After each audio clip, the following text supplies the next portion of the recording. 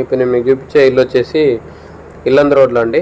మనం టువర్డ్స్ ఇల్లందు వెళ్తుంటే, ఖమ్మం నుండి ఇల్లందు వెళ్తుంటే లెఫ్ట్ సైడ్ వస్తుంది ఇది బల్లెపల్లి దగ్గర. సో బల్లెపల్లి దాటిన తర్వాత మన గణేష్ టౌన్షిప్ ఉంది కదా, గణేష్ టౌన్షిప్ దగ్గరలో ఉంటుందండి ఇది.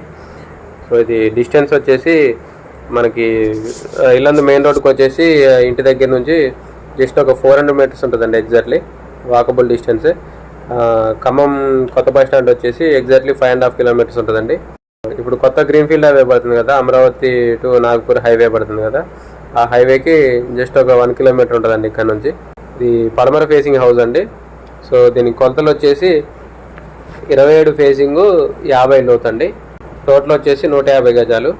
సో ఇది G+1, కింద గ్రౌండ్ ఫ్లోర్ మొత్తం పార్కింగ్ వదిలేశారు.